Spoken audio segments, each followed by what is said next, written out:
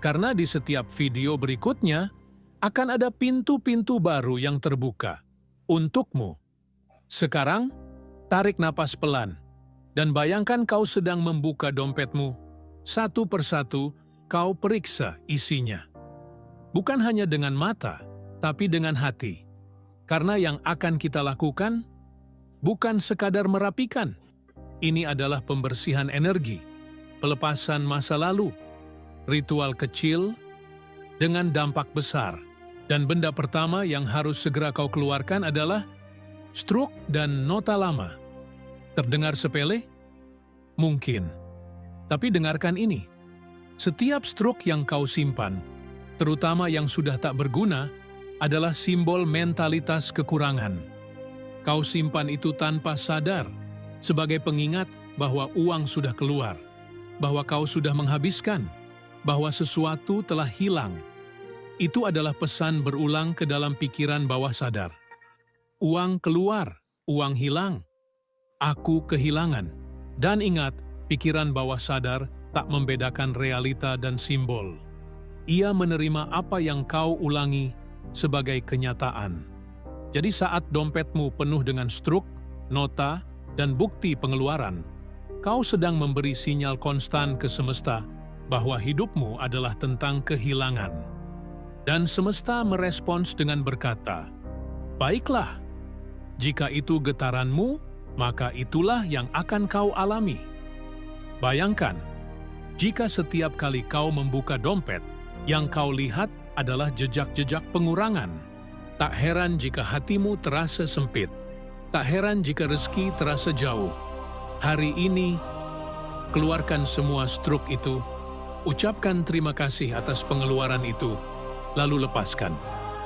Buang dengan kesadaran, karena kau bukan orang yang hidup dalam kekurangan. Kau sedang bergerak menuju kelimpahan. Dan sekarang, kita masuk ke benda kedua, yang seringkali lebih berat secara emosional. Foto atau benda sentimental dari masa lalu.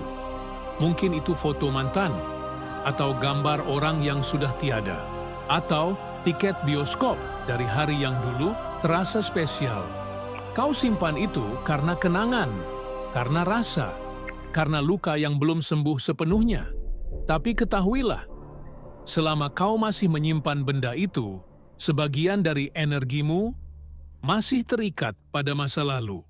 Dan selama energimu mengarah ke belakang, rezeki yang seharusnya datang dari depan akan kebingungan. Rezeki datang pada mereka yang hadir penuh di masa kini, yang melepaskan masa lalu dengan ikhlas. Bukan melupakannya, tapi membebaskannya, karena setiap kali kau melihat benda itu, walau hanya sekilas, kau mengaktifkan kembali emosi lama, rasa kecewa, rasa kehilangan, rasa yang tak selesai, dan semua itu menutup aliran, seperti sungai yang tersumbat ranting dan lumpur. Hari ini, aku ingin kau ambil benda itu, tatap sejenak. Ucapkan, terima kasih atas pelajaran dan kenangan, tapi aku memilih untuk hidup hari ini. Lalu lepaskan. Ini bukan soal melupakan, ini soal membuka ruang baru. Dan benda ketiga adalah yang paling mengejutkan. Uang yang robek, lusuh, atau tidak teratur. Kau mungkin berpikir, itu tetap uang. Benar. Tapi uang juga merespons bagaimana kita memperlakukannya. Jika kau meremas uang, membiarkannya kusut, atau menyimpannya sembarangan, kau sedang menunjukkan pada semesta, "Aku tidak menghargai rezeki." Dan semesta menjawab, "Jika kau tak menghargainya, mengapa aku harus mengirim lebih?" Coba perhatikan orang-orang yang hidup berkecukupan. Lihat bagaimana mereka menyimpan uang. Rapi, teratur, dengan rasa hormat. Karena uang bukan hanya alat tukar. Ia adalah simbol energi.